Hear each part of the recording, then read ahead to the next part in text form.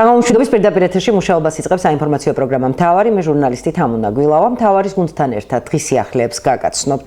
54 დღეა ჭიათურაში პროტესტი გრძელდება. მაღაროელები ხელისუფლების წარმომადგენლებთან შეხვედრას და გარანტიების მიღებას ითხოვენ. შეჩერებული სამუშაოების მოლაპარაკებების გარეშე აღდგენას ეწინააღმდეგებიან. მაღაროელებთან დღეს ტყიბულის შახტების მმართველი კომპანიის დირექტორის მიხეილ სოცკის სახელით წარმომადგენელი მივიდა, რომელმაც საწარმოების დათვალიერება შემდგომში მადანის მოპოვების განახლების მიზნით მოინდომა, რასაც აქციის მონაწილეებთან კამათი მოჰყვა. მშრომელები ამბობენ, რომ კომპანია კიდევ ერთხელ ცდილობს მათ მოტყუებას, ამიტომ პრობლემურ საკითხებზე შეთანხმების გარეშე სამუშაოების განახლებას არ დაუშვებენ. Ალახ პრობლემა უძოს, ეს ვითომ არაფერი და ეს ვითომ ერთეულების პრობლემა არის. და მე რეთურმე ცალკე ნახავთ პირადულად. Ცალკე ნახავთ ვითომ? ახლა არავის დააჭოთ კისერში, მაგრამ აქ არის საერთო საქმე, აქ არის პირადული. ჯერ ეს გაიგეთ. უბრებით ადამიანურად წესიერად და მოისმინეთ ეს საუბარი. ნუ გვაიზულებთ, რომ მართლა დავიწყოთ ხელჩართული ჩხუბი და ბრძოლა. არავის ხელების და თითების ქნები ჩვენ არ გვეშინია, აწარავის მუქარის არ გვეშინია. მეორე და მეათე ხარისხოვანი ეს ყველაფერი. აქ მთავარი ინტერესი არის ის, რომ ეს ქალაქი უნდა გადარჩეს და არა ისე, რომ ერთი თვე, ორი თვე მაღაროებმა გაიშვას, ეს ხალხი დაშალონ, მერე ვინც მონობას შეეგუება და ვინც უსიტყვოდ გააკეთებს უფროსისგან ნათქვამს, ეს იქნება თუ არა მისაღები, მაგრამ მორჩილი რომელიც იქნება მონობას რომელიც შეეგუება, ამ ადამიანებს დაასაქმებენ. მე პირადად მითხრე, შენაირი ორატორი რაში გჭირდება? არავის არ ჭირდება მართლის მტკმელი. არავის არ ჭირდება, რომელიც უსამართლობას არ ეგუება. მონობას არ ეგუება, ესეთი ხალხი არ გჭირდებაო, პირდაპირ ამბობ. და ვინმეს გინდათ მონობა? ვინმეს გინდათ რომ თავში გიტყაპუნებდნენ და ისე გამუშავებდნენ? უფლება არ არსებობსო.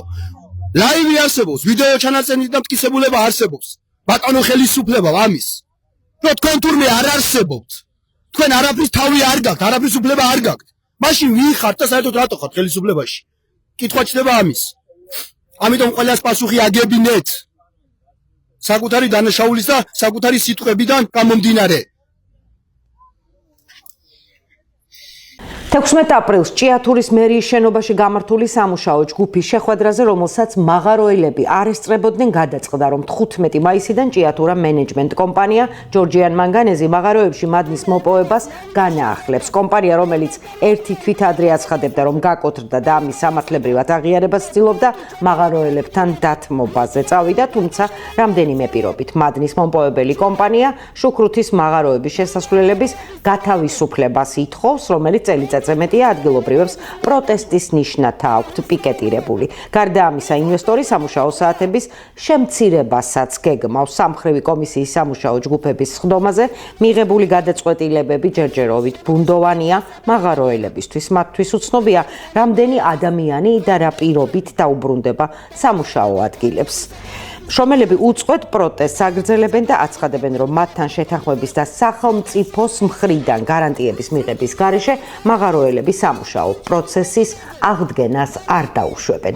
მთავარი პირდაპირ ეთერში მუშაობას დღის სხვა ამბებით აგრძელებს.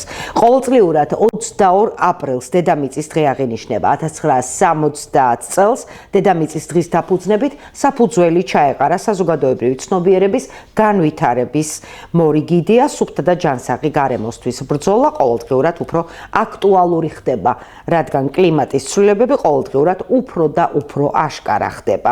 ცნობიერების ზრდასთან ერთად იზრდება სამოქალაქო საზოგადოების მობილიზაციაც, რომელიც დღეს მთელს მსოფლიოში კლიმატის ცვლილებას ერთიანად აპროტესტებს. 22 აპრილი ამ თვალსაზრისით გამორჩეული თარიღია. მეგატიუმმა სიუჟეტი მოამზადა მუხრანის დღესთან დაკავშირებით, რომელსაც ქუთაისის ფილტვებსაც უწოდებენ. ნახეთ მასალა. საქართველოს ტერიტორიის 40% ტყეებს უკავია. აქედან 425 ჰექტარზე 400 წლოვანი მუხნარის ტყეა გაშლილი და მას ქუთაისის ფილტვებსაც უწოდებენ. კლიმატური ცვლილებების ფონზე წითელ ნუსხაში შესული იმერული მუხის ტერიტორია უმნიშვნელოვანეს როლს ასრულებს ქალაქის ჟანგბადით მომარაგებაში. თუმცა 10 წლეულების განმავლობაში უკანონო ჭრებმა, ნარჩენებით დაბინძურებამ, ნიადაგის დაჭაობებამ და სხვა ფაქტორებმა ტყე ძალიან დააზიანა. მუხნარის ტყე არის შეტანილი მომაკვდავ ბიოცენოს შორის, რომელსაც ფინალი გამოუტანეს ასეთი, რომ ეს დღე გაქრება, აღარ იქნება. ამიტომ შეიტანეს მომაკვდავ კორომში, რომელიც დროთა განმავლობაში უკვე მცირდება. დღე დაავადებულია დღეს. დაავადებული არის მუხის დიდი ხარაბუზათი, ეს არის მწერი ხოჭო, რომელიც ხრავს მერქანს და ასეთი მერქანი გამოუსადეგი არია როგორც სამშენებლო მასალებისთვის, ავეჯის წარმოებისთვის, შეშათაც გამოუსადეგარია. ადრე ეს დღეები იწამლებოდა ყოველწლიურად თვითმფრინავებით. ამ მუხის ხარაბუზას საწინააღმდეგოდ. ახლა ხდება მხოლოდ სანიტარული ჭრები. დაავადებულ ხეებს ჭრიან და აშორებენ. კი ეს მეთოდი მიღებულია, მაგრამ თუ ყველა მოვჭერით, ისე სწრაფად მისი აღდგენა არ ხდება. გარდა ამისა, დაჭაობდა ეს ადგილები. და რომ დაჭაობდა უკვე ესეც იწვევს ამ ხეების ხმობას. საერთოდ კლიმატური ცვლილებები ყველაფერზე ახდენს გავლენას და თქვენ კარგად ხედავთ უკვე როგორი ცვლილებები არის. დავკარგეთ 2 სეზონი გაზაფხული და შემოდგომა, ეს ჩვეულებრივად ციკლური პროცესია. აუცილებელი არის რაც შეიძლება მეტი ნარგავები დავრგოთ, მეტი ჟანგბადი გამოიყოს, ოზონის შრე აღსდგეს. შენოზოში ხოვული ნარგავებს და გინდა ასე უნდა იყოს მთელ ქალაქში. ქალაქი ჩვენია, ქვეყანაც ჩვენია, ხო? ამიტომ ყველაფერს უნდა გაფრთხილება და მოვუყო. მუხნარის ტყეში ხეების გადარჩენისა და განახლების მიზნით ეროვნულმა სატყეო სააგენტომ სამუშაოები 2018 წელს დაიწყო. უკონტროლო ძოვებისა და ავტომობილების გადაადგილებისაგან ხეების დასაცავად 2021 წელს 11 კილომეტრზე მეტი ტერიტორია შემოიღობა. ჩატარდა როგორც ბუნებრივი განახლების ხელშეწყობის ღონისძიებები, გაიწმინდა წყალსაწყვეტი არხებით, რომელიც თავისუფლ ნიადაგთან დაკავშირებულ პრობლემებს ქმნიდა. ერთ-ორ ადგილზე ახალი არხების მოწყობაც მოხდა. ჩატარდა სანიტარული ჭრებიც, იმიტომ რომ ზოგიერთი ხის გადარჩენა სამწუხაროდ შეუძლებელი იყო და აუცილებელი იყო ამ სახის ჭრების ჩატარებაც. შემოღობიდან მეორე წელსვე გაჩნდა თავად წამოსული მოზარდ-აღმონაცენი ტერიტორიაზე და მათი რაოდენობა 5000 ცალიდან მეტი გახდათ ჰექტარზე. თამამად შეგვიძლია ვთქვათ, რომ ქუთაისის მუხნარის მდგომარეობა დღის განმავლობაში დამაკმაყოფილებელი და უფრო მეტია, გაუმჯობესებისკენ მიდის. მუხნარის ტყის მთავარ გამოწვევად კვლავ რჩება მუხის დიდი ხარაბუზა, რომელიც გამეჩხერებულ კორომებში, ხის ღეროებსა და ტოტებზე დებს კვერცხს. იკვებება ლაფნითა და მერქნით, თუმცა მუხის დიდი ხარაბუზა დღეის მდგომარეობით დასუსტებულ სახეობადაა შეფასებული. მუხის დიდი ხარაბუზა შეიძლება ითქვას გადაშენების საფრთხის წინაშე მყოფ სახეობად ითვლება ევროპის მასშტაბით. შესაბამისად, მის წინააღმდეგ ბრძოლის ღონისძიებების, ესეთ ვთქვათ, რეკომენდაციები არ გვაქვს. თავად წერის ბიოლოგიიდან გამომდინარეც შეწამლა მსგავსი სახის ღონისძიებები არ გახლავთ ეფექტური. იქიდან გამომდინარე, რომ ეს წერი ძირითადად უკვე დასუსტებულ ხეებზე სახლობს და უკვე დასუსტებულ ხეებს აზიანებს, იმ შემთხვევაში თუ ქუთაისის მუხნარში ჩვენ გვექნება ჯანსაღი ახალგაზრდა მუხები, ის ასეთი ზიანის მოტანას ვეღარ გააგრძელებს. ბუნებრივი დამაზიანებლების გარდა მუხნარის ტყეპარკს, სადაც იმერული მუხის გარდა გავრცელებულია ფიჭვი, ევკალიპტი, იფანი და რცხილა, დღესაც უდიერად ექცევა ადამიანი. საყოფაცხოვრებო ნარჩენებით კვლავ ბინძურდება ტყის ტერიტორია. გაუფრთხილებლობის გამო სავალალო მდგომარეობაში აღმოჩენილი ბუნებრივი სიმდიდრის განახლებას კი წლები სჭირდება. ადრე თუ ორმაისობას ვზეიმობდით მუხნარის ტყეში, ეხლა ის ღონისძიებები აღარ ვატარებთ იქ, რათა მოვარიდოთ ეს ხალხმრავლობა და ჩვენს ადამიანის ახდენს ამ მდელას. ადრე ამ ტყეში მხოლოდ სოკოს შესაგროვებლად დადიოდნენ. ეხლა სამწუხაროდ იძულებული ვართ შევღობოთ, რეგულაციები გავამკაცროთ, რათა ეს არ მოხდეს. დღეს ტყე უნდა გადავარჩინოთ და ძალიან ბევრი ადგილი გვაქვს დასასვენებელი და ის ადგილები გამოვიყენოთ. ამ ტყის აღდგენას სჭირდება წლები. გეტყვით რომ აი 10-15 წლის მუხა მხოლოდ 2 მეტრისაა. წარმოგიდგენთ, ანუ რამდენი წელი ჭირდება იმისათვის, რომ ეს განვაახლოთ. ადამიანმა ბოლო ტექნოლოგიური პროგრესით და არასწორად ბუნებრივი რესურსების გამოყენებით თავის დაღი დააჩინა, რა თქმა უნდა, ბუნებას. ამიტომ დღეს ამაში გაღებული ერთი ლარი ეს უდრის ასობით ლარს მომავალში. როდესაც ამოდენად ტყეპარკზეა საუბარი, მით უმეტეს ისტორიულ ტყეპარკზე, მე ვთვლი, რომ უმნიშვნელოვანესი მიღწევა იქნება ჩვენი ხალხისთვის და თვითონ საქართველოს მოქალაქეს და ჩვენს ქუთაისსაც მოუწოდებთ, რომ გამოვიდეს არა აქვს მნიშვნელობა მისია თუ სხვისია მოკიდოს ხელი და დაასუფთავოს ტერიტორია, მოუწოდოს თავის შვილებს, შვილიშვილებს, რომ ბუნებას უნდა მოუფრთხილდეთ. დღეებზე ნეგატიურზე გავლენას სოციალურ-ეკონომიკური განვითარებაც ახდენს, რაც მსოფლიოს მასშტაბით კლიმატის ცვლილებასთან ერთად ტყის ხანძრების რისკს ზრდის. კოპერნიკის კლიმატის ცვლილების სამსახურის მონაცემებით 2024 წელი დედამიწაზე ყველაზე ცხელი წელი იყო. გარემოს დაცვის ექსპერტი მამუკა გვილავა აღნიშნავს, რომ 1.5 გრადუსით ტემპერატურის მატება უარყოფითად აისახება როგორც ბუნებაზე, ასევე ადამიანებზე. სამწუხაროდ არ მინდა ალარმისტი რო ვიყო, მაგრამ არ არის შორს ის დრო, როცა ჩვენ ქალაქებში შეიძლება ესეთი მდგომარეობა იყოს და მინიმუმ ყველაფერი უნდა გავაკეთოთ, რომ შევარბილოთ ეს მდგომარეობა. რაც შეიძლება ნაკლები მანქანა უნდა დადიოდეს, საზოგადოებრივი ტრანსპორტი გავავითაროთ. მინიმუმ ქალაქებში აკრძალული უნდა იყოს საერთოდ რამის მოჭრა. ადამიანები, რომლებიც მაღალი ტემპერატურის ქვეშ მოუწევთ და სითბური ტალღების ქვეშ მოუწევთ ცხოვრება და ეს პირველ რიგში დაარტყავს ბავშვებს, მოხუცებს და არაგადამდები დაავადებით დაავადებულებს და შემდეგ მიყვება მთელი საზოგადოებაც. მე დავარქმევდი, რომ ერთ-ერთი გამოწვევა საქართველოში, დასავლეთ საქართველოში განსაკუთრებით, ტენიანობის და ტემპერატურის კომბინაცია არის wet bulb temperature, ეგრე ქვია, 27-28 გრადუსია, რომელიც არის მკვლელი ტემპერატურა უკვე თუ ტენიანობასთან ერთად არის, ანუ ეფექტურად 27 გრადუსი ნიშნავს იმდენად მაღალ ტემპერატურას, რომ ადამიანი უბრალოდ ვერ უძლებს. ძალიან საგანგაშო პირობები არის. ნახშირორჟანგის კონცენტრაცია არის 420-ზე მეტი. იყო 280, გახდა 420 და იზრდება ვერ ვაჩერებ. და აი ეს მრუდი გვაქვს მოსატეხი და უკან ჩამოსაყვანი, თუ გვინდა რომ ჩვენმა შვილებმა და შვილიშვილებმა უბრალოდ მშვიდობიან, უკვე აღარ ვამბობ ჯანსაღს, მშვიდობიან მსოფლიოში რო იცხოვრო. გარემოს დაცვის ექსპერტი აღნიშნავს, რომ ნახშირორჟანგის შთანთქმის პროცესში დიდ როლს სწორედ ძველი ტყეები ასრულებს. 1000 წელი არ იშლება ის ნახშირბადი, რომელსაც ჰაერში უშვებთ. და ერთადერთი საშუალება, რომ ეს დავამაგროთ, უკან შემოვატრიალოთ, ხომ? არის ტყეები. თან ძველი ტყეები. და დაუბრუნდეთ ისევ საღორიის ტყეებს, ხომ? ყველაზე უფრო უკეთესი აბსორბციის უნარი აქვს მრავალფეროვან ბუნებრივ ძველ ტყეს.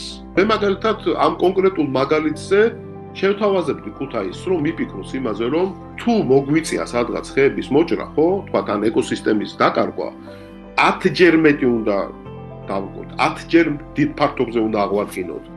2024 წელს ეროვნული სატყეო სააგენტოს მონაცემებით საქართველოში ხე-ტყის უკანონო მოპოვებისა და ტრანსპორტირების 721 ფაქტი გამოვლინდა. როგორც SQS-ის მწვანე ინჟინერიის ცენტრის დამფუძნებელი ზაალ ხელაძე ამბობს, რეგიონებში მოსახლეობის 95%-ისათვის გათბობის საშუალება კვლავ შეშაა. მისივე თქმით, საქართველოს ტყეები ყოველწლიურად 1.8 მილიონი კუბომეტრით მცირდება. ამ პრობლემის გადაჭრის ერთ-ერთი გზა ტყის მოვლასთან ერთად ენერგოეფექტური ღუმელები და სოფლის მეურნეობის ნარჩენების საწვავად გამოყენებაა. ძალიან დიდი მნიშვნელობა აქვს ეს როგორც ოზონის ფენის და ასევე როგორც კლიმატის ცვლილების ნაწილში მიტიგაციისა და ადაპტაციის პროცესებისათვის ტყე არის ერთ-ერთი ოზონდამცავი კომპონენტი. აქედან გამომდინარე, ნებისმიერი ღონისძიება, რომელიც ტყეზე ზემოქმედებას შეამცირებს, არის მნიშვნელოვანი ჩვენთვის. საჭიროა ენერგოეფექტიანი ღუმელები, ანუ ღუმელები, რომლებიც ნაკლებ შეშას მოიხმარენ, ნაკლებ ბიომასას მოიხმარენ და უფრო მეტ სითბოს იძლევიან. ეს იძლევა საშუალებას, რომ ჩვენ შევაცვლოთ ტყეზე ზეწოლა. დღეს არსებული ღუმელები, რომლებიც ჩვენ გვაქვს მოსახლეობაში 35-40% ენერგოეფექტიანობისა და ენერგოეფექტიანი ღუმელები კი 75-80% სიძლევიან სითბოსას, სასარგებლო სითბოსას გასათბობ არეალში. აქედან გამომდინარე, ორჯერ ნაკლებ ხე-ტყეს წვავენ. ღუმელთან ერთად საწვავსაც დიდი მნიშვნელობა აქვს, იმიტომ რომ თუ ჩვენ გამოვიყენებთ სველ შეშას, რომელიც ახლა ძირითადად რომელიც გამოყენება ხდება ჩვენს რეგიონებში, არა, მაშინ მისი თბოუნარიანობა 2.8 კილოვატია. ანუ ხოლო მშრალი შეშის და ბრიკეტი პელეტის 4.8-5 კილოვატია კილოგრამზე. ეს იმას ნიშნავს, რომ ორჯერ უფრო ეფექტური, 2.5-ჯერ უფრო ენერგოეფექტურია. ძალიან დიდი მნიშვნელობა აქვს პელეტი, ბრიკეტი, ანუ ამ ბიომასის გეომეტრიული სახსრებების სწორ გამოყენებას შემდგომში შინამეურნეობისა თუ ვთქვათ, კომერციულ სტრუქტურებში, დაწესებულებებში თუ სხვაგან და სხვაგან. მნიშვნელოვანია აგრეთვე წარმოებაში გამოყენებული იყოს სასოფლო-სამეურნეო ნარჩენები, მაგალითად ისეთი როგორც არის თბილის ნაჭუჭები, ისეთი როგორც არის ანასხლავი, ვენახი იქნება თუ ეხლა კონვენციონალური ბაღები გვაქვს, კონვენციონალური ბაღები და ანასხლავები. აქედან გამომდინარე ყოველგვარი ასეთი ტიპის საწვავის გამოყენება ნიშნულოვნად ამცირებს დღეზე ზეწოლას. მწვანე კლიმატის ფონდის პროექტი, რომელიც ითვალისწინებს ენერგოეფექტიანი ღუმელების განვითარებას, წარმოებასა და მოსახლეობაში მის, პოპულარიზაციას, ამ მიმართულებით წავიდა და ასუბსიდირებს ასეთი ტიპის ღუმელებს. გაუთხილდეთ დღეს, მოვიხმაროთ უფრო მეტი ადგილობრივი რესურსები, არაქსელური რესურსები, განახლებადი რესურსებზე გავაკეთოთ სწორება და ლოზუნგი დღეს შეუნახე შვილებს ამ შემთხვევაში იქნება გამართლებული. ტყეები ბუნების საჩუქარია და არ უნდა დავივიწყოთ, რომ მუხნარის ტყე ქუთაისის სუნთქვაში ეხმარება, გვაძლევს უნიკალურ რეკრეაციულ ზონას, სადაც წლების წინ ირმებიც კი ბინადრობდნენ. აღდგომის ბრწყინვალე შვიდეული გვირგვინდება კვირიაკით, რომელსაც ეწოდება კვირა ცხოვლობა, ანუ ახალი კვირა. აღდგომის განახლება ამ დღიდან მოყოლებული ყოველი კვირადღე აღდგომის დღესასწაულია. აღდგომის მეორე დღეს მორწმუნეებისთვის ბრწყინვალე შვიდეული, ანუ მსგებსი დაიწყო. მისი თითოეული დღე განსაკუთრებული მადლითაა აღსავსე. აღდგომის დღესასწაული ერთი კვირის მანძილზე გრძელდება. ამ კვირას ბრწყინვალე შვიდეული ეწოდება. მისი თითოეული დღე განსაკუთრებული მადლითაა სავსე. ბრწყინვალე შვიდეულში ყველა საეკლესიო წესს განსხვავებული ელფერი აქვს. წირვა-ლოცვა მხოლოდ ამ კვირისათვის დამახასიათებელი რიგით სრულდება. განსხვავებულია მიცვალებულების წესის აგება, ცვლილება ყოველდღიურ ლოცვებშიც. იცვლება მისალმების წესიც. აღდგომიდან 40 დღის განმავლობაში ქრისტიანების შეხვედრისას გამარჯვების ნაცვლად ერთმანეთს ახარებენ. ქრისტე აღსდგა, ჭეშმარიტად აღსდგა, ჭეშმარიტად აღსდგა ქრისტე.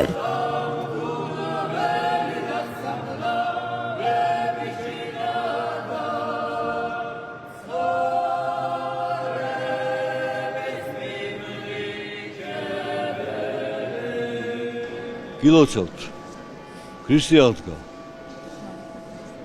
დიდებული დღე ძლევა სიკვდილზე, რომ სიკვდილი წოდით შემოვიდა ქვეყანაზე და ვისაც აქ მარჯვენა ცხოვრება, უფალო მან ინება აღდგენა ჩვენი წოდებისაგან და მოგცა ჩვენ ძლევა სიკვდილზე და მომავალ საკუთარ ცხოვრება უფალთან ერთობაში. ეს ცხოვრება ამ ქვეყანაზე მზადება მომავლისთვის, მაგრამ ამ მზადების შეწევნა, წყალობა, მადლი, მაგალითი აუცილებელი არის. ჩვენ მივახსენებთ ამას და ჩვენთვის ხსოვნა ქრისტეს აღდგომისა, მისი ძლევისა და წმინდანთა მოღვაწეისა, მოწმულთა მეტროთა და მამათა ძალით ვიტყვით დღეს საქართველოს საუკუნის მანძილზე იდგება კიდე მადლი ქრისტესი ჩვენ შორის. კიდევ გილოცავთ, ქრისტე აღსდგა. ქრისტე აღსდგა! ქრისტე აღსდგა! ქრისტე აღსდგა! აღდგომის შემდეგი კვირა მსგებსია. მორწმუნეებს ყოველგვარი პროდუქტის მიღება შეუძლიათ. ბრწყინვალე შვიდეულში არ იკითხება ფსალმუნები, პარაკლისები და დაუჯდომელი ლოცვები. ხოლო დილა-საღამოს ლოცვების ნაცვლად პასექის ჟამნი იკითხება. ბრწყინვალე შვიდეული კვირიაკით გვირგვინდება, რომელსაც კვირაცხოვლობა, ანუ ახალი კვირა, ანუ აღდგომის განახლება ეწოდება. ეს დღე აღდგომის დღესასწაულის განახლება, ამ დღიდან მოყოლებული ყოველი კვირიაკე, კვირა დღე, აღდგომის დღესასწაულია. კვირაცხოვლობას აგრეთვე თომას კვირა ეწოდება შემდეგი მიზეზის გამო. სახარებაში აღწერილია თუ როგორ გამოეცხადა აღდგომის დღეს საღამოს მაცხოვარი თავის მოწაფეებს და თავისი ჭრილობები უჩვენა. როდესაც ეს თომამ შეიტყო, რომელიც ამ შეხვედრას არ ესწრებოდა, გული დაწყდა და თქვა, სანამ ჩემი თვალით არ ვიხილავ იესოს, არ დავიჯერებ მის აღდგომასო. აღდგომიდან მერვე დღეს ისევ კვირა საღამოს მაცხოვარი კვლავ გამოეცხადა მოწაფეებს. ამჯერად თომას თანდასწრებით უჩვენა ჭრილობები და უთხრა თომას, მოსულიყო და ხელით შეხებოდა. თომა მუხლებზე დაეცა და თაყვანისცა მაცხოვარს და თქვა, უფალო ჩემო და ღმერთო ჩემო. იგი პირველი იყო მოწაფეთა შორის, რომელმაც სრულად აღიარა იესო ქრისტეს ღვთაებრივი ბუნება. შენ იხილე და ირწმუნე თომა, უთხრა უფალმა, ნეტარ იქნებიან ისინი, ვისაც არ უხილავს და იწამა.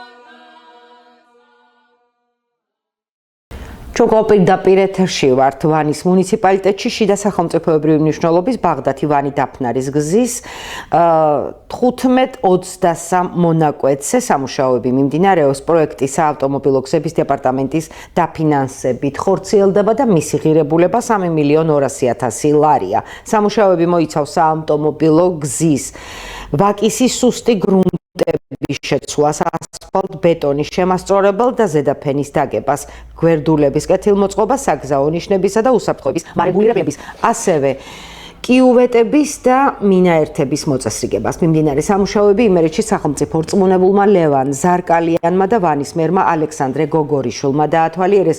აღნიშნული პროექტი ორ ეტაპად განხორციელდება და მეორე ეტაპის ფარგლებში დაგეგმილია გზის 23-29 კილომეტრი მონაკვეთის რეაბილიტაცია, რომელზეც ამჟამად საპროექტო სამუშაოები მიმდინარეობს. ასევე მხარის რწმუნებული ადგილზე გაეცნო სოფლებში გზის დაგების სამუშაოებს. ამ ეტაპზე ვანის 20-მდე სოფელში საავტომობილო გზების მოწესრიგება მიმდინარეობს.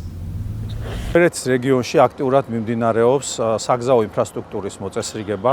დღეს ვიმყოფებოდით ვანის მუნიციპალიტეტში, სადაც მოვინახულეთ ბაღდათი ვანი დაფნარის შიდა სახელმწიფოებრივი მნიშვნელობის გზის სამუშაოები. მიმდინარეობს გზის ასფალტო-ბეტონის საფარით მოწყობა, მოწესრიგდება გვერდულები, განთავსდება საგზაო ნიშნები, ასევე დავათვალიერეთ შიდა სასოფლო გზების სარეაბილიტაციო სამუშაოები. იგება 30 კილომეტრამდე გზა, რომლის ღირებულება შეადგენს 8 მილიონამდე ლარს. ჩვენ ვიმყოფებით ვანის მუნიციპალიტეტის სოფელ ზედავანში, სადაც მიმდინარეობს საგზაო ინფრასტრუქტურის მოწყობა ზაგნიძეების უბანში. მიმდინარე წლის ბოლომდე დაახლოებით 20 სოფელში განხორციელდება საგზაო ინფრასტრუქტურის მოწყობა. პროექტი, რომელიც ჩვენ ბევრჯერ აღვნიშნეთ და არის საუკუნის პროექტი ჩვენი მუნიციპალიტეტისათვის და ჩვენი ქალაქისათვის, ეს არის საკანალიზაციო სისტემა, არის წყლის სისტემა და არის წყალამრიდი სისტემა. ეს მოიცავს როგორც ქალაქის წყლით მომარაგების სამუშაოებს, ასევე იქნება დაახლოებით 6 სოფლის წყალმომარაგების სისტემა. ხონის მუნიციპალიტეტის მერის ლადო ჯურხაძის გადაწყვეტილებით ხონში დატრიალებული ტრაგედიის გამო, რომელსაც 3 ახალგაზრდა მოზარდი სიცოცხლე შეეწირა, მაისის თვეში დაგეგმული ხონელობა გიორგობისა და ბოლოზარის აღნიშვნასთან დაკავშირებით ყველა მუნიციპალური ღონისძიება გაუქმდა. ქრისტე აღდგა მშვიდობას, ჯანმრთელობასა და ოჯახების კეთილდღეობას გისურვებთ. ძალიან მძიმე დღეები გვიდგას ხონელებს და მიჭირს მისალოცი სიტყვების მოძიება. დიდი ტკივილი მოგვაყენა 3 ახალგაზრდის ტრაგიკულმა გარდაცვალებამ. ჩემო თანაქალაქელებო, რთული ამ დღეების გავლა და ტკივილის დათმენა. არ ვიცი როგორ უნდა ვანუგეშოთ მათი მშობლები, მაგრამ ეს განსაცდელი ჩვენი ასატანია. ეს გზა ერთმანეთის გვერდით დგომით უნდა გავიაროთ ისე, როგორც ამ გამორჩეულ, ღირსეულ ახალგაზრდებს შეეფერებათ. გლოვობს მთელი ხონი და შესაბამისად უახლოეს დღეებში დაგეგმილი ღონისძიებები საზეიმო ბოლოზარი, მე-12 კლასელებისთვის და გიორგო ბახონელობის დღესასწაული გაუქმებულია. ხონის მუნიციპალიტეტის მერი ლადო ჯურხაძე. შინაგან საქმეთა სამინისტრო, საპატრულო პოლიციის, ცენტრალური კრიმინალური პოლიციის, თბილისის, სამეგრელო ზემო სვანეთის, ქვემო ქართლის, შიდა ქართლის, იმერეთის, აჭარის, სამცხე, ჯავახეთის პოლიციის დეპარტამენტების თანამშრომლებმა ბოლო პერიოდში ჩატარებული ოპერატიული ღონისძიებებისა და საგამოძიებო მოქმედებების შედეგად უკანონო ცეცხლსასროლი იარაღები და საბრძოლო მასალა მოიღეს. დაკავებულია 18 პირი. დანაშაულები 9 წლამდე ვადით თავისუფლების აღკვეთას ითვალისწინებს. სამართალდამცავებმა დაკავებულების პირადი საცხოვრებელი სახლების, ავტომობილებისა და დამხმარე სათავსოების ჩხრეკის შედეგად ნივთმტკიცებად სხვადასხვა ტიპის ცეცხლსასროლი იარაღი და საბრძოლო მასალა ამოიღეს. მათ შორის არის ავტომატები, პისტოლეტები, რევოლვერები, სანადირო თოფები, ხელყუმბარები, მჭიდები, დიდი რაოდენობით ვაზნები, რამდენიმე ამფეთქი ფალია და კაფსულ დეტონატორები. პოლიციის მიერ ასევე ამოღებულია ნარკოტიკული საშუალება, გამომშრალი მარიხუანა და რეგისტრაციის წესების დარღვევით დამონტაჟებული ლენტური ხერხი. გამოძიება საქართველოს სისხლის სამართლის კოდექსის 236, 273 და 287 პრიმა მუხლებით მიმდინარეობს.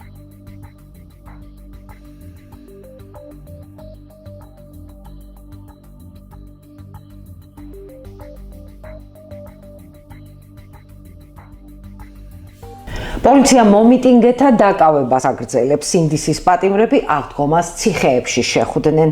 ეუთოს გენერალური მდივანი საქართველოშია და ვიზა ლიბერალიზაციის დაკარგვის საფრთხეზე საუბრები. ჩვენი გადაცემის სტუმარია და თემაზე არასამთავრობო ორგანიზაცია რიგდოგის დამფუძნებელ ნუგზარ კოხრეიძესთან ერთად საუბრობთ. საღამოშდობის ბატონო ნუგზარ, ძალიან დიდი მადლობა, რომ მოზებნეთ დრო და ხართ ჩვენი გადაცემის სტუმარი.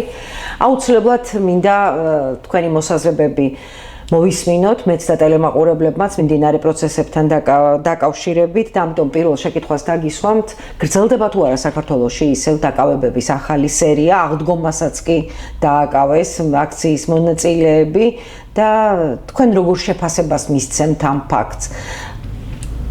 აგრძელებს თუ არა ქართული ოცნება ისევ ზეწოლას აქციის მონაწილეებს? ქართულ ოცნებას უკვე ნაცადი ხერხი აქვს, რომ მოვლენებს ხოლმე უსწრებს წინს.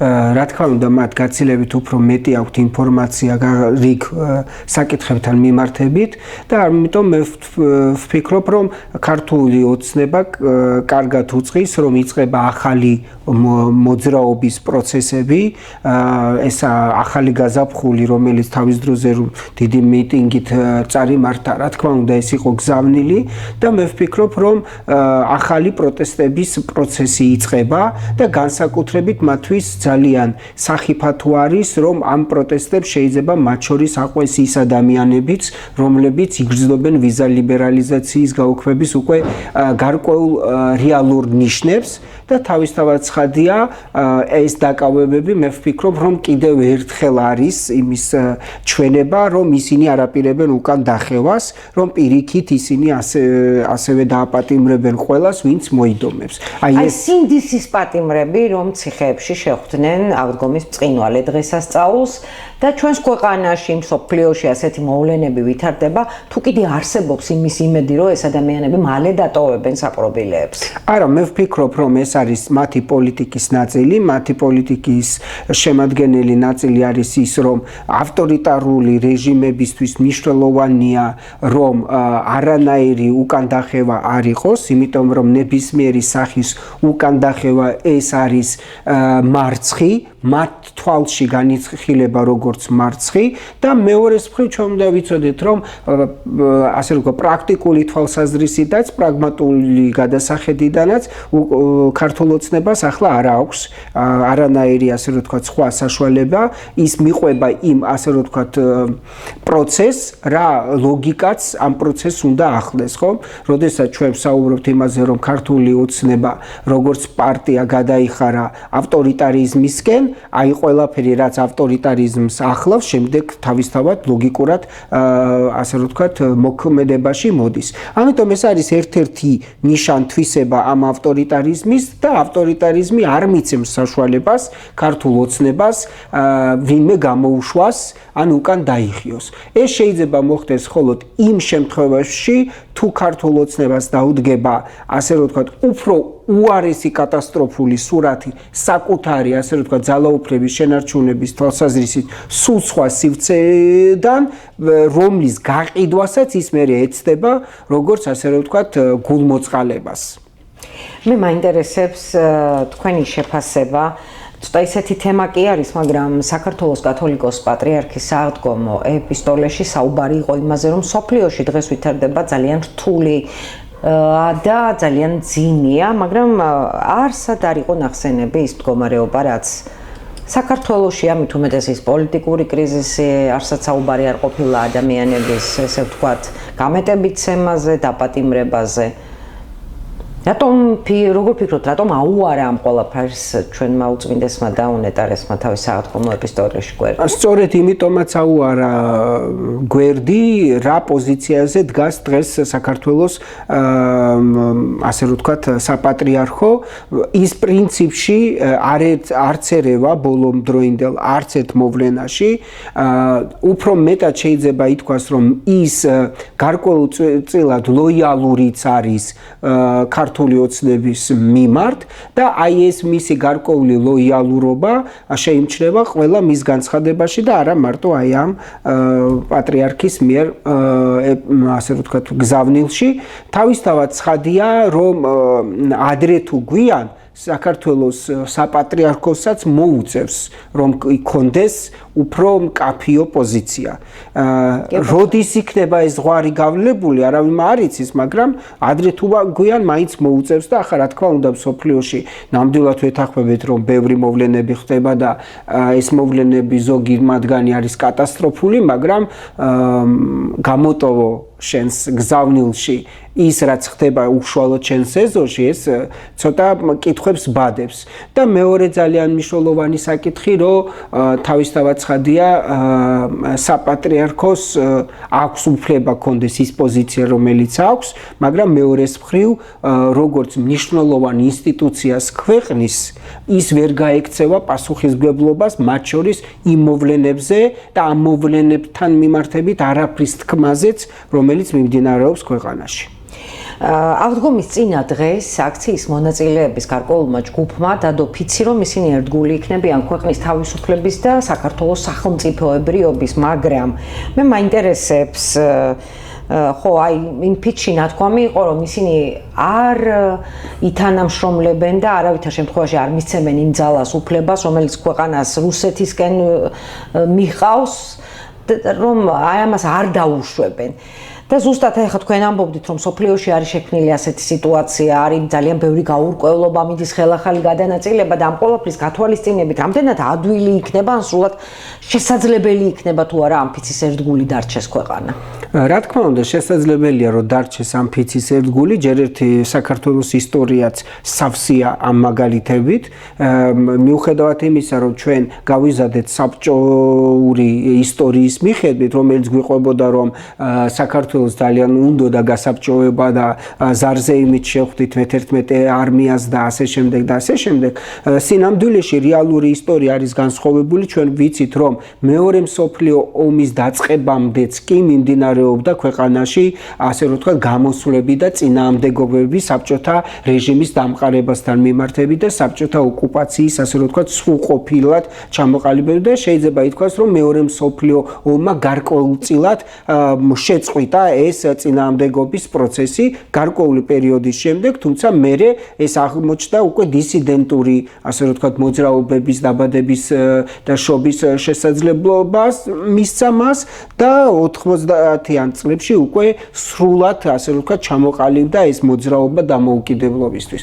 ანუ შეიძლება ვთქვათ, რომ პრაქტიკულად არ შეწყვეტილა არც ერთი თაობის ბრძოლა დამოუკიდებლობისთვის და ჩვენთვის ახლა დამოუკიდებლობისთვის ბრძოლა მართალია ამას ცოტა რაღაცა აბსტრაგირებულად ამბობენ, მაგრამ რა არის საქართველოსთვის დამოუკიდებლობისთვის ბრძოლა? ეს არის დამოუკიდებლობა რუსეთის იმპერიალიზმისკენ. უპირველეს ყოვლისა ამისთვის ვიბრძვით ჩვენ. დამოუკიდებლობა არა აბსტრაქტული ცნება საქართველოს ასე რომ გეოპოლიტიკურ ვითარებაში, არამედ ჩვენთვის იყო კონკრეტული მოცემულობა. ჩვენ უნდა ყოფილიყავით დამოუკიდებელი რუსული იმპერიალისტური პოლიტიკისგან.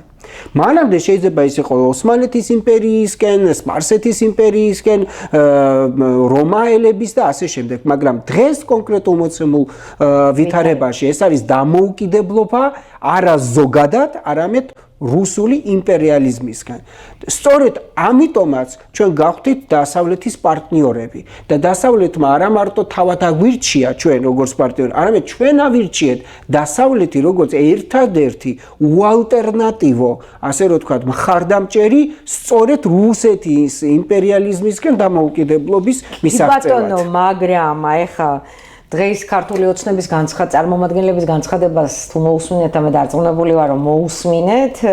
შანტაჟი მიმდინარეობს, ასე ბრძანებენ ქართული ოცნების წარმომადგენლები, აი ამ ევროინტეგრაციის პროცესითო და მოდით დავუჯეროთ მოსახლეობის ორათო. მოდით დავუჯეროთ ქართულ ოცნებას, რომ მიმდინარეობს ქართული ოცნების შანტაჟი, თან ამ შანტაჟს მარტო ჩვენი დასავლელი პარტნიორები კი არა, ჩვენც ვაშანტაჟებთ და ვეუბნებით ქართულ ოცნებას, რომ თუ ის არ დაუბრუნდება ქართველი ხალხის მიერ მიცემულ დავალებას და ამ დავალების შესრულებას, მათი ბედი იქნება ძალიან ცუდი. დიახ, ეს შეიძლება იყოს შანტაჟი, მაგრამ აქვს თუ არა საქართველოს მოსახლეობას უფლება დააშანტაჟოს ურჩი ხელისუფლება, რომელმაც მოსტაცა ამ საქართველოს მოსახლეობას დემოკრატიული ინსტრუმენტები მასზე ზემოქმედების. ყველაფერი წაგვართვეს. არჩევნებზე დაკვირვება წაგვართვეს. საერთოდ თავისუფალი სიტყვის ამოღების უფლება წაგვართვეს. ყველა თავისუფალ სიტყვაზე გვარჯარიმებენ. 50-ზე მეტი ადამიანი ციხეშია, მედიაში ავიწროვეს, როგორც შეეძლო და არ ნახულად. აჯობეს სააკაშვილის პერიოდსაც, აჯობეს შევარდნაძის პერიოდსაც, ყველა პერიოდსაც აჯობეს. ესე იგი ამ მედიას სივრცის შევიწროების არც მოგება დაუტოვეს, არც შემოსავალი დაუტოვეს, არც ასე რომ ვთქვათ, ხელფასის გადახდის უნარი დაუტოვეს ჟურნალისტისთვის, არაფერი აღარ დაუტოვეს დღეს თავისუფალ და კრიტიკულ მედიას. არასამთავრობო სექტორზე ყველა მხრიდან ჩახერგეს ყველანაირი გზა, არც ბოლოს დონორებსაც კი აუგრძალეს, რომ ჩვენი ნებართვის გარეშე ფული არავის არ მიცეთო. და დღეს სამაგიეროდ აქვთ პირველ კვარტალში გარღვევა ბიუჯეტის შესრულების. და ეს კიდევ უფრო გაღრმავდება. ეს არავის არ უხარია და ამის ფონზე, რა თქმა უნდა, ჩვენ საქართველოს მოქალაქეები ვაშანტაჟებთ ქართულ ოცნებას ერთ-ერთ პარტიას საქართველოში, არა ერთადერთს, არამედ ერთ-ერთ პარტიას საქართველოში, რომ გონს მოეგოს დაუბრუნდეს იმ დავალებას, რომელიც მას მისცა მისმა ამორჩეველმაც. იმიტომ რომ დღეს კიდევ ერთხელ გაკეთდა განცხადება იმის თაობაზე, რომ ვიზა ლიბერალიზაციაზე მთავარი თურმე ყოფილა ქართული ოცნებისთვის საქართველოს ინტერესი და რაში გამოიხატება საქართველოს ინტერესი? სავარაუდოდ წლის ბოლოს დავკარგეთ ვიზა ლიბერალიზაცია. საქართველოს ინტერესი არ არის აბსტრაქცია. საქართველოს ინტერესი ვარ მე, თქვენ და ბევრი სხვა ადამიანი. აბა მოდი ვკითხოთ ამ საქართველოს ინტერესს. რა არის საქართველოს ინტერესი? ხოდა თუ არ მეკითხება, მაგაში ვაშანტაჟებ მე, თუ არ შემეკითხება, ადრე თუ გვიან როგორც კი შესუსტება მისი ძალაუფლება და მე ვიხელთებ დროს, ზუსტად იმ დროს დავსჯი. და თუ არ მოეგვება გონს. აცხადებს რომ ეს ამას იზამს ისტორიულად პატრიოტიზმი გაცილებით უფრო მაღალ დონეზე უნდა დავაყენოთ თურმე ჩვენ ქართველებმა, ვიდრე ვიზა ლიბერალიზაცია. პროპაგანდის, ყველამ ვიცით ქრესტომატიული ცოდნა როგორ იწარმოება პროპაგანდა. პროპაგანდა სამ ფუძემდებლურ რამეზე ფუნქციონირებს. პირველი ეს არის აპელირება პატრიოტიზმზე, მეორე აპელირება სულიერებაზე და მესამე აპელირება თქვენს პირად, ასე ვთქვათ, მონაპოვარზე. კეთილი, გეთანხმებით მე ამ ყველაფერში, მაგრამ მოსახლეობის უმრავლესობისათვის ალბათ არ არის ბოლომდე გაცნობიერებული, რას ნიშნავს ვიზა ლიბერალიზაციის დაკარგვა. ის მილიონი აი მე მოგიყვებით რას ნიშნავს. ადამიანი, რომელიც არის ამ ევროპის სხვადასხვა ქალაქებში დასაქმებული და მილიარდობით თანხას აგზავნის საქართველოში, რის გამოც ჯერ კიდევ არ არის საქართველოში მთლად ბოლომდე ეკონომიურად დაცემული ოჯახები, აქვთ საკვების საშუალება, ბენზინის საშუალება, რაც არ უნდა გაძვირდეს, იმიტომ რომ ჩვენთან ხო ხელფასი არ იმატებს. მაგრამ თუ ამ ადამიანების იმ ქვეყნებში ყოფნას და მუშაობას დაემუქრება საფრთხე და ჯერჯერობით უკვე ცნობილი გახდა, რომ საბუთები ვისაც არა აქვს, ყველას საბერძნეთის პრემიერ-მინისტრმა განაცხადა, რომ არა თუ გამოაგზავნიან დეპორტაციით საქართველოში, არამედ სისხლის სამართლის საქმე აღიძვრება მათ მიმართ და ალბათ დანარჩენ ქვეყნებში, სადაც ჩვენი მოქალაქეები მუშაობენ და კიდევ ერთხელ უსმევ ხას მილიარდობით თანხას აგზავნიან საქართველოში.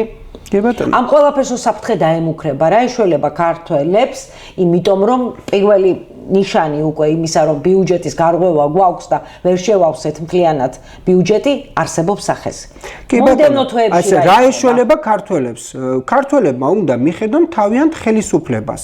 მე კიდევ ერთხელ მინდა ვთქვა, თუ ქართული ოცნება დღეს ვერ ასრულებს მასზე დაკისრებულ ვალდებულებებს, მარტივია გამოსავალი, უნდა შეიცვალოს.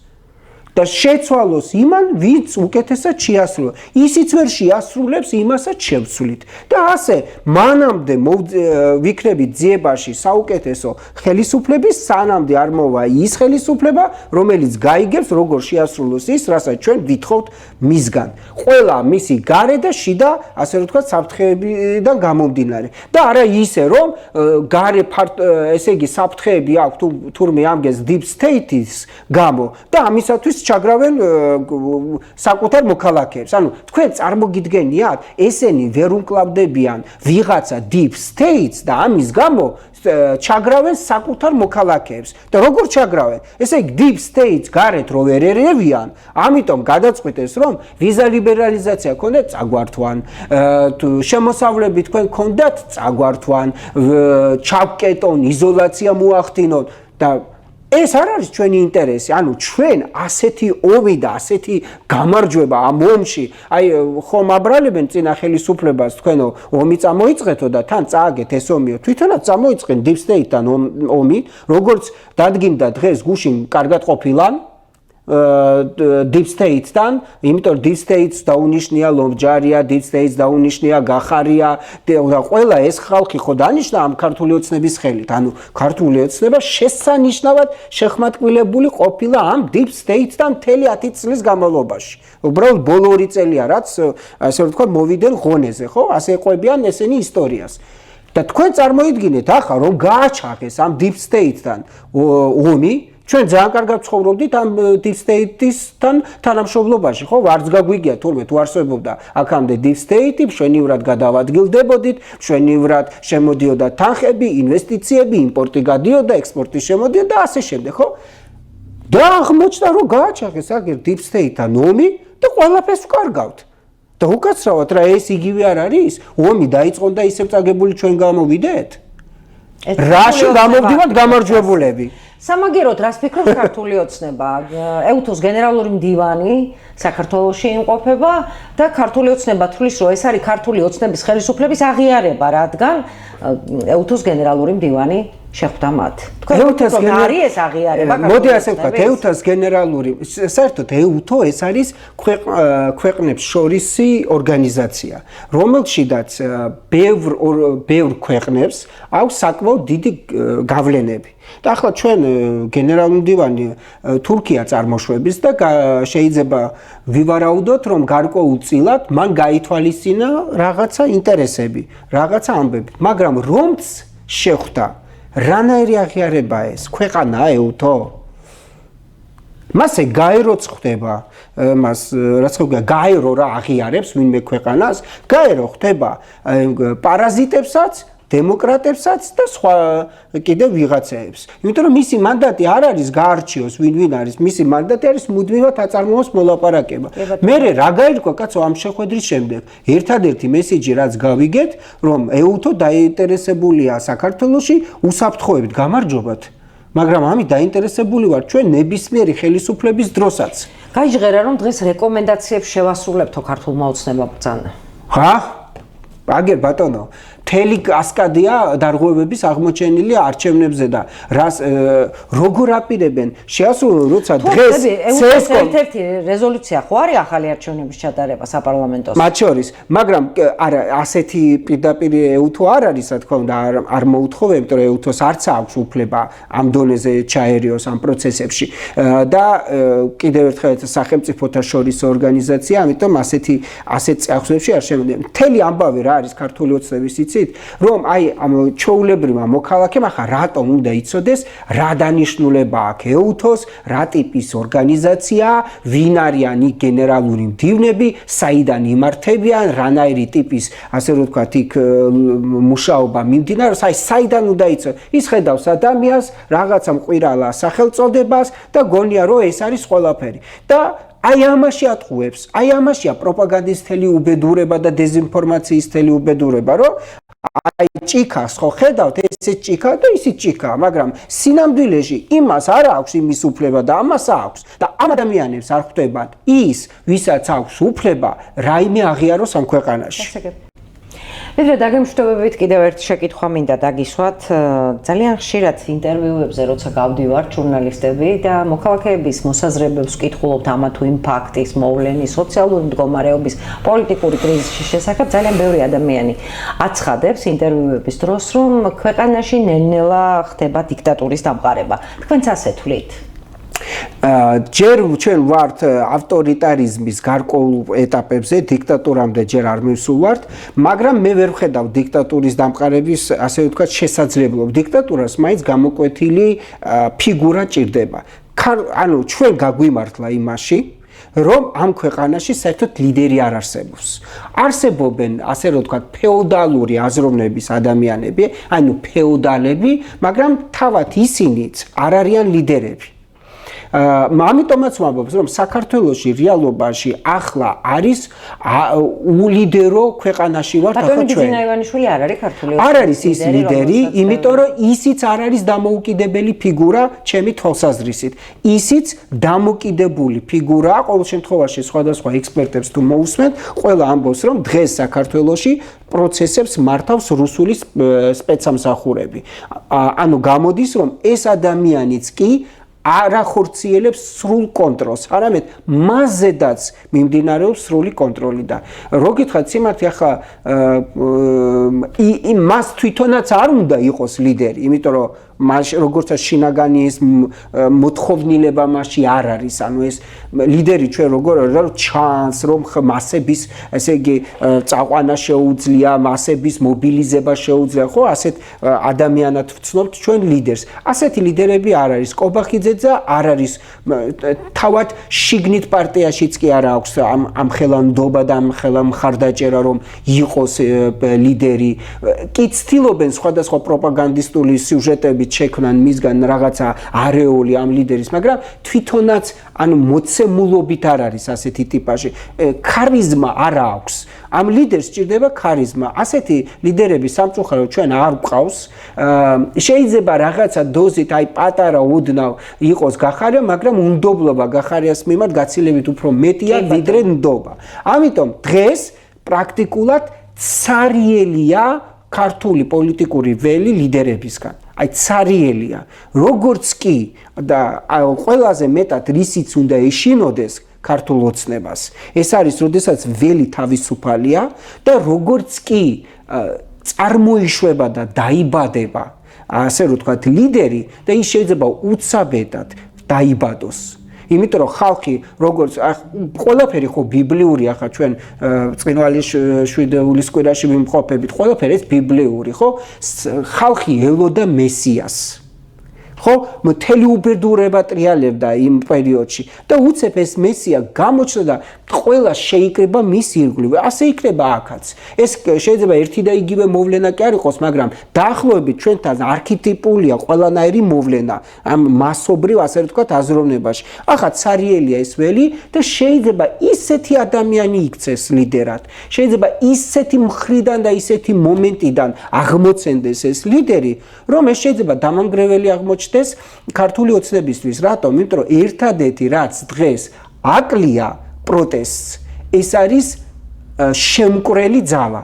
ან მაორგანიზებელი ძალა, იმიტომ რომ ახლა იყო რაღაცა ეტაპი, როდესაც ეს იყო, ასე რომ ვთქვათ, გაშლილი პროცესი, მრავალი მინი, ასე რომ ვთქვათ, პროტესტი სხვადასხვა სივრცეებში, მაგრამ ახლა აშკარად იბადება აზრი, რომ ეს პროცესი უნდა გახდეს უფრო მონოლითური, უფრო ორგანიზებული, უფრო დაღვინებული და რა თქმა უნდა, ეს თავისთავად ცხადია, ნიშნავს, რომ დაბადებს ლიდერს. და ლიდერი შეიძლება იყოს მცდელობა, ლიდერი ხელოვნურად დაიბადოს. აუცილებლად თუ ჭკვიანი ხალხი არიან ქართულ ოცნებაში, ისინი ეცდებიან ხელოვნურადაც შობონ ლიდერი თუნდაც აი ამ ნაწილში.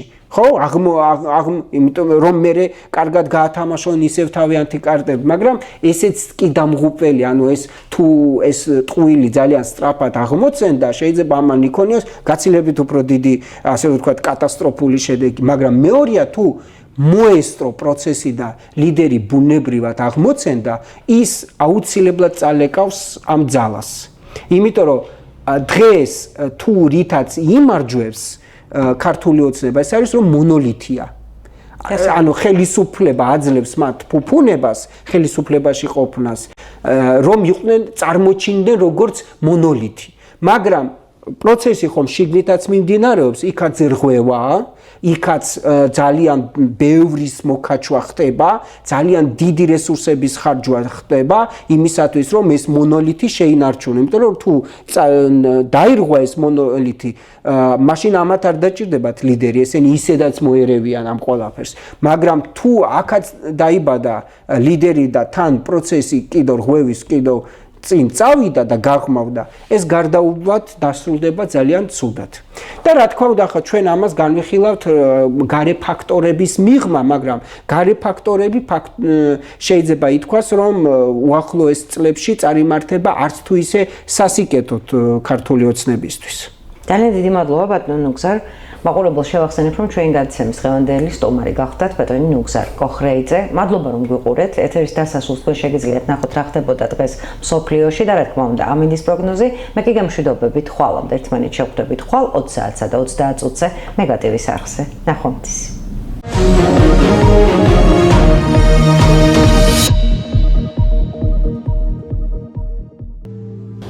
რომის პაპს 26 აპრილს დაკრძალავენ. ინფორმაცია ვატიკანში დაადასტურეს. წმინდა საყდრის მიერ გავრცელებული ინფორმაციით, პაპ ფრანცისკეს შაბათს 26 აპრილს ადგილობრივი დროით დილის 10 საათზე დაკრძალავენ. რომის პაპის გარდაცვალების ოფიციალურ მიზეზად ვატიკანმა ინსულტი დაასახელა. 2022 წლის 29 ივნისით დათარიღებულ ანდერძში პაპი ფრანცისკე აღნიშნავს, რომ რადგან მიწიერი ცხოვრების დასასრულს გრძნობს და მარადიული სიცოცხლის იმედი აქვს, სურს გამოთქვას ბოლო სურვილი დაკრძალვის ადგილის შესახებ. პაპმა ითხოვა, რომ დაკრძალონ სანტა მარია მაჯორეს ბაზილიკაში. საფლავი იყო სადა წარწერით ფრანცისკე.